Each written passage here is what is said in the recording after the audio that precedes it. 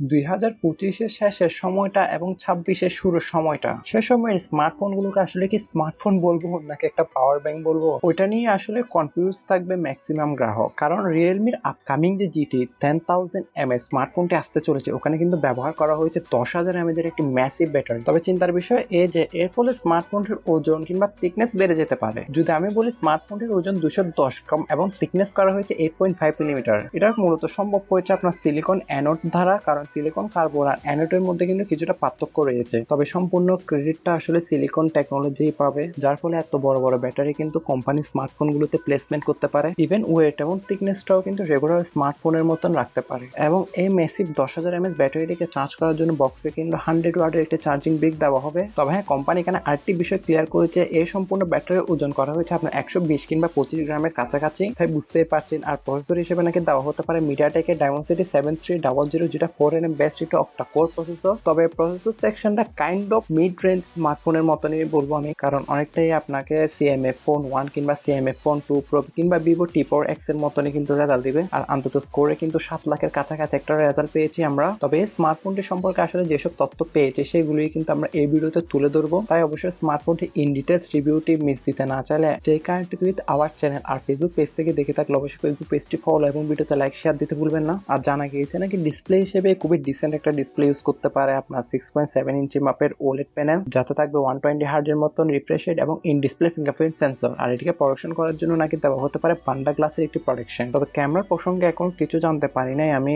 তবে ব্যাকে দেখে মনে হচ্ছে যে এখানে ডিউল ক্যামেরা সেটআপ অফার করা হতে পারে। 50 মেগাপিক্সেলের মেইন আর সেকেন্ডারিতে একটি ডেপথ সেন্সর অথবা একটি আলট্রা ওয়াইড। তবে ক্যামেরা বাম্পে বসানো হবে কিন্তু আয়ার ব্লাস্টার টিকো, যেটি আমরা বাজারে 8GB থেকে শুরু করে সর্বোচ্চ 12GB এবং ইন্টারনাল মেমোরি হিসেবে 128GB থেকে শুরু করে সর্বোচ্চ 256GB পর্যন্ত ইন্টারনাল মেমোরি দেখতে পারবো, যাতে কিন্তু UFS 3.1 এর স্টোরেজ টাইপটা থাকবে। তবে যেহেতু স্মার্টফোনটা এখনো পুরোপুরিভাবে রিভিল করে না রিয়েলমি, আর জানা গিয়েছে নাকি কয়েকদিনের মধ্যে কিন্তু এটা সম্পূর্ণ শোকেস করতে পারে। আর আমরা এটাকে কমার্শিয়াল ভাবে দেখতে পারবো এই বছরের শেষের দিকে। তাই প্রাইসিং সম্পর্কে এখন আহামরি খুব একটা তথ্য দিতে পারছি না। এটা জানতে হলে অবশ্যই আপনাকে ওয়েট করতে হবে, কিংবা আমাদের চ্যানেলটি সাবস্ক্রাইব করে আমাদের পাশেই থাকবেন। যখনই এর ফুল স্পেসিফিকেশনটা আপনার শো করবে কিংবা শো পিস হবে, তাহলে সেক্ষেত্রে এটা নিয়ে অবশ্যই আলাদা ডেডিকেটেড ভিডিও তৈরি হবে, সেটা যদি মিস দিতে না চান আর কি। আর অবশ্যই ফেসবুক পেজ থেকে দেখে থাকলে ফেসবুক পেজটি ফলো এবং ভিডিওতে লাইক এবং ফেসবুক পেজটি শেয়ার করতে ভুলবেন না।